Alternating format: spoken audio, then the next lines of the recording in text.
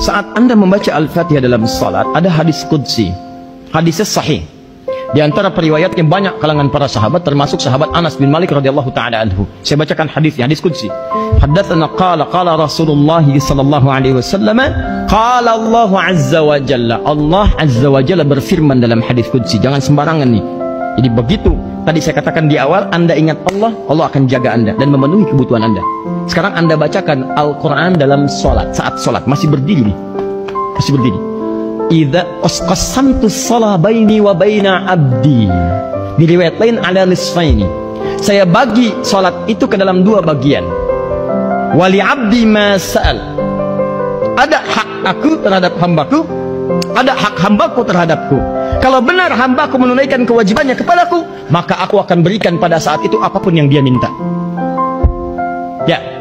Idza qala al-'abdu, dimulai jika seorang hamba membaca dalam salatnya, Alhamdulillahi Rabbil Alamin, Alhamdulillahi Rabbil Alamin, qala Allahu Azza wa Jalla, maka kalimat itu akan dijawab langsung oleh Allah seketika. Hamadani abdi, hambaku sedang memujiku. Wa idza qala al-'abdu ar-Rahmanir Rahim, kalau hamba membaca ar-Rahmanir Rahim, qala Allahu Azza wa Jalla, Allah akan menjawab langsung seruannya dengan kalimat Athna alayya abdi, hambaku sedang menyanjungku. Wa idza qala al-'abdu maliki yaumiddin, jika hambaku membaca maliki yaumiddin, qala Allahu Azza wa Jalla, Allah menjawab langsung kalimatnya majjadani abdi, hambaku sedang mengagungkanku. Alhamdulillah. Sekarang perhatikan. Wa idza qala al-'abdu, jika seorang hamba membaca iyyaka na'budu, ya fa'budni, iyyaka na'budu wa iyyaka nasta'in, ya Allah, sekarang kami menyembahmu, ibadah kepadamu sebagai zikir untukmu. Iyyaka na'budu, di Quran surah 20 ayat 14, fa'budni, sembah saya. Bagaimana menyembah? Iyyaka na'budu, kami sembah engkau sekarang ya Allah. Wa iyyaka nasta'in, sekarang kami sedang punya persoalan, kami mohon solusinya kepadamu. Perhatikan jawabannya. Qala Allahu Azza wa Jalla, maka Allah akan langsung menjawab seketika, hadza baini wa baina 'abdi, ini perjanjian antara aku dengan hambaku. Wali 'abdi ma sa'al, jika hambaku benar salatnya sampai detik ini, maka aku akan kabulkan apapun yang ia minta sekarang. Karena itu ketika Anda salat, sebelum Anda salat, itu dilekatkan kalimat permintaan, minta solusi.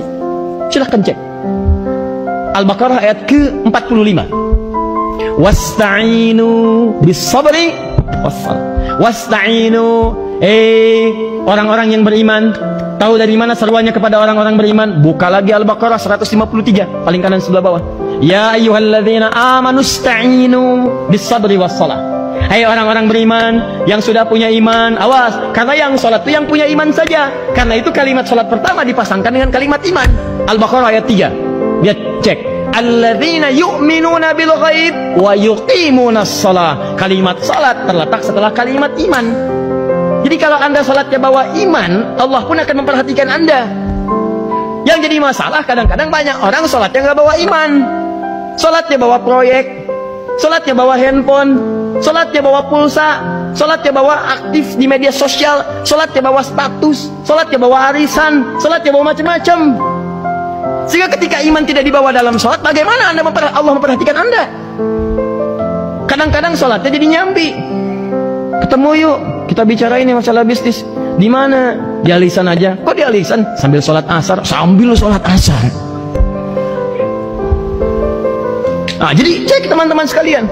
Jadi begitu Anda benar ibadahnya, kata Allah, masa sekarang apa yang dia minta nih saya kabulin. Mau minta apa?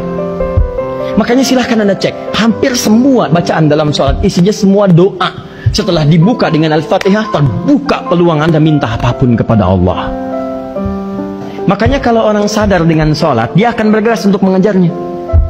Orang sadar dengan manfaat sholat, gak akan ditinggalin. Demi Allah saya katakan, gak akan ditinggalin. Kenapa? Karena yang dijanjikan dalam sholat itu bukan capek ibadahnya, tapi pengentasan segala kesulitan yang dialami. Di Anda diminta sholat, kita, itu untuk menyelesaikan kebutuhan kita. Allah nggak butuh dengan sholat kita. Ini catat kalimat saya lagi. Semuka langit dan bumi tidak sujud kepada Allah, tidak sholat, tidak akan menurunkan status Allah sebagai Tuhan. Yang butuh kita. Makanya semua bacaan sholat itu doa. Silahkan cek. Ba'da al-Fatihah, ruku doa, sujud doa, duduk di antara dua sujud banyak doanya.